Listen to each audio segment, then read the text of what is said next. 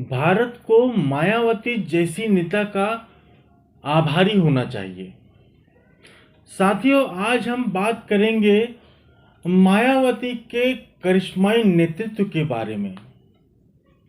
मैं सचिन खुदसा online bulletin YouTube channel पर आपका स्वागत है। साथियों, चैनल पर नए हैं तो आप इसे अभी लाइक और सब्सक्राइब कर लें ताकि चैनल पर अपलोड होने वाले नए वीडियो के नोटिफिकेशन आपको मिल सके।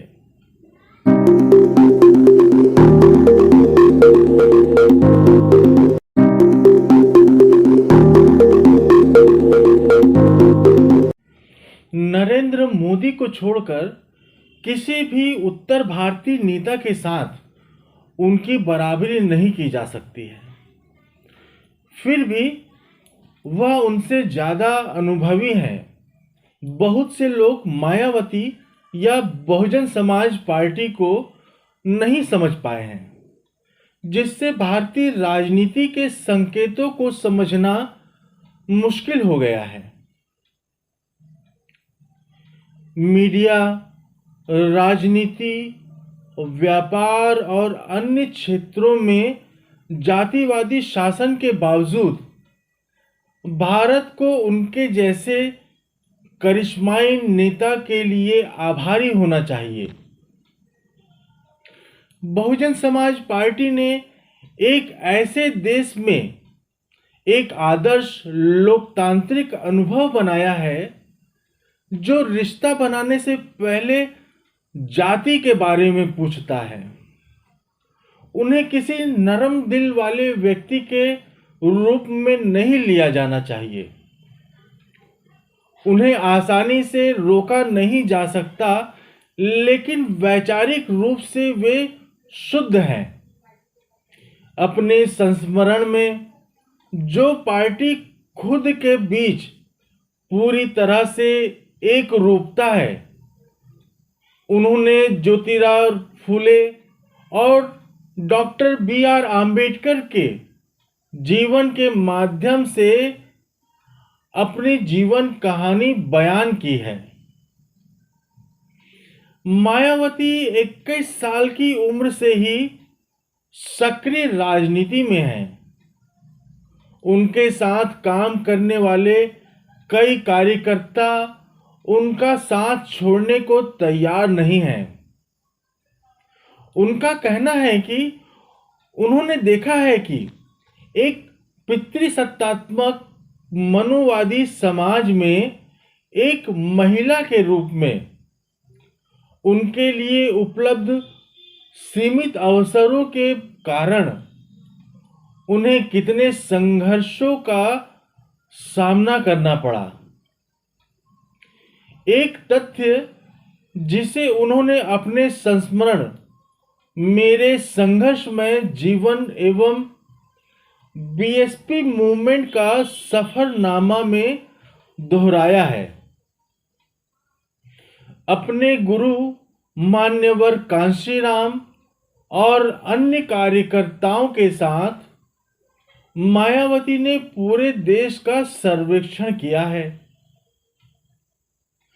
कई लोग याद करते हैं कि कैसे वे उन्हें अपनी साइकिल पर देश के दूर दराज इलाकों में ले गए, जहां उन्हें अक्सर किसी कार्यकर्ता के घर पर जमीन पर सोना पड़ता था।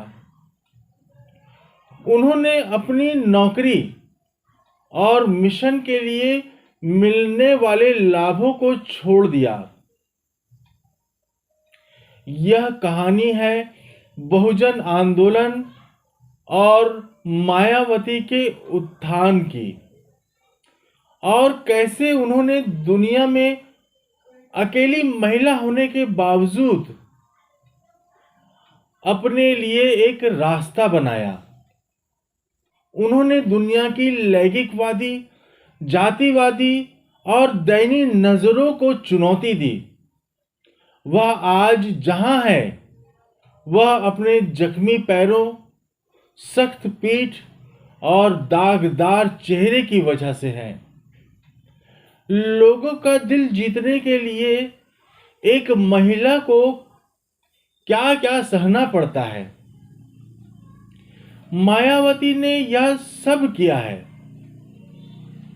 अब समय आ गया है कि देश उन्हें एक ऐसे नेता के रूप में पहचाने जो सभी का नेतृत्व कर सकती हैं, जैसा कि उन्होंने अपने 47 साल के लंबे सार्वजनिक करियर में दिखाया है।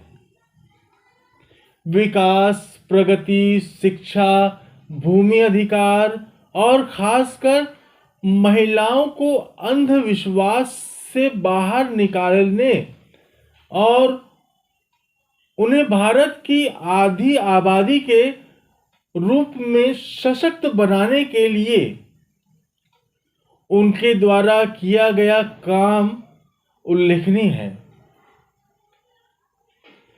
मायावती की तुलना नरेंद्र मोदी को छोड़कर किसी भी उत्तर भारतीय नेता से नहीं की जा सकती है।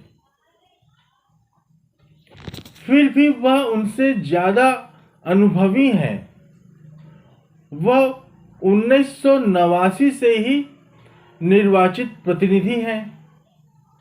4 बार लोकप्रिय सीएम के तौर पर उत्तर प्रदेश की बागडोर संभालने से पहले वे 1977 की शुरुआत से ही मैदान में थीं और बामसेफ और DS-4 के सदस्य के तौर पर कई साल बिताने के बाद 1984 में वे बहुजन समाज पार्टी की पूर्णकालिक कार्यकर्ता बन गई। जन नेता की अपील के अलावा विचारधारा मायावती के पक्ष में काम करती रही हैं। भारत में 3 मुख्य धारा की राजनीतिक पार्टियां विचारधाराओं में दृढ़ता से जमी हुई हैं। भारतीय जनता पार्टी, बहुजन समाज पार्टी और कम्युनिस्ट पार्टी। उनके पास एक निर्धारित लक्ष्य है जो राजनीति को एक उपकरण के रूप में उपयोग करता है, जबकि अन्य राजनीतिक पार्टियां राजनीति को अपनी विचारधारा बनाती हैं और हर मोड़ पर विफल होती हैं। कांशीराम अपने कार्यकर्ताओं से कहा करते थे कि अगर कांग्रेस कमजोर हुई तो बहुजन समाज पार्टी मजबूत होगी, जबकि भारतीय जनता पार्टी का उदय अंततः बहुजन समाज पार्टी के पूर्ण उत्थान का मार्ग प्रशस्त करेगा। एक वैज्ञानिक के रूप में उन्होंने समाज के विभिन्न गुणों के रासायनिक परासरण की प्रकृति का अवलोकन किया। बीजेपी के मौजूदा जनादेश की प्रतिक्रिया को देखते हुए आज केवल बहुजन समाज पार्टी ही वैचारिक रूप से उसका मुकाबला कर सकती है। हालांकि यह सदन में प्रतिनिधि भेजने में सफल नहीं हो सकती है, लेकिन वोट शेयर की गिनती इसे एक मजबूत खिलाड़ी बनाती है। दलीय राजनीति की एक कठिनाई गठबंधन की संभावना है। किसी भी गठबंधन के साथ गठबंधन ना करके मायावती ने लोकतंत्र की वह जड़ स्थापित की है जिसे 2 दलीय व्यवस्था से आगे बढ़ने की जरूरत है। एक ऐसी व्यवस्था जो अक्सर प्रभुत्वशाली वर्गों को विशेषाधिकार देती है। इन वर्चस्ववादी ताकतों से अलग खड़े होकर भारत की बहुजन राजनीति की संरक्षक मां ने चुनाव प्रचार के कामों को चलाने के बजाय समुदाय के हितों को प्राथमिकता दी है।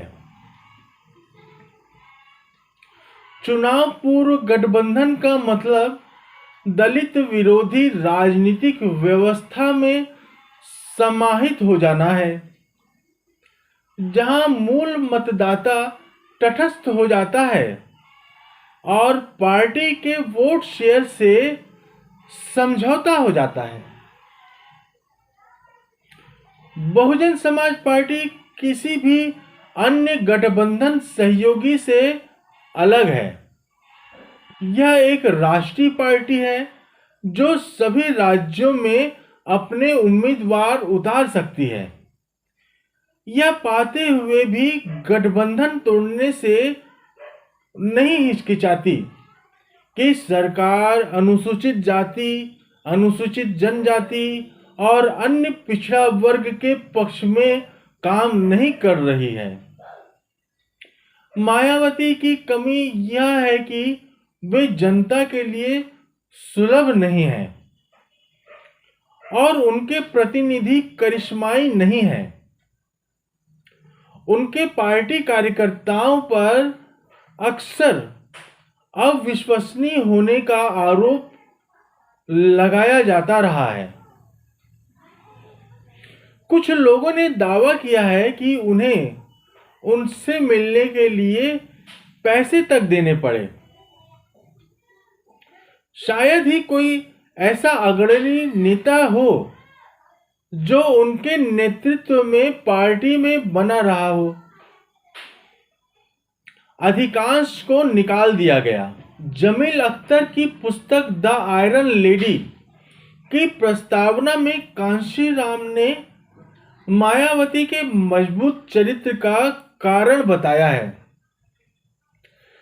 पार्टी के वरिष्ठ सहयोगियों से विरोध और ईर्ष्या का सामना करने के बाद उन्होंने मौका मिलने पर उन्हें दरकिनार कर दिया और अपने शासन के लिए रास्ता बनाया। संभवतः उनकी सबसे बड़ी बाधा उनके सलाहकार या अनुचर हैं। इस औसत दर्जे के अप्रासंगिक दल के उद्देश्य बेहद सीमित हैं, क्योंकि इसमें कांशीराम जी नहीं हैं जो भारत और दुनिया को बहुजन राजनीति के पेट्री डिश के रूप में देखना चाहते थे। यही कारण है कि वर्तमान में कोई पार्टी प्रायोजित सामाजिक आंदोलन या इसके विपरीत नहीं देख सकता है। पार्टी के प्रचार के लिए कोई मीडिया हाउस नहीं है और ना ही कोई गैर राजनीतिक संगठन है जो डॉक्टर आंबेडकर के अधूरे मिशन के संदेश को आगे बढ़ा रहा है, जो कि बहुजन समाज पार्टी का नारा है। मायावती के नेतृत्व में बीएसपी अब एक तकनीकी पार्टी नहीं है जो कैडर को आकर्षित करने में विफल रही है। पार्टी का रंग बदल गया है। मिशनरी आंदोलन से लेकर भाई भतीजावाद के आरोपों तक, शायद यह 21वीं सदी की चुनौतियों के प्रति पार्टी की अनुकूलनशीलता है। मायावती भारतीय लोकतंत्र के लिए एक मोटी दीवार बनी हुई है। ऑनलाइन बुलेटिन यूट्यूब चैनल का यह वीडियो अगर आपको पसंद आए तो इसे लाइक और शेयर भी करें।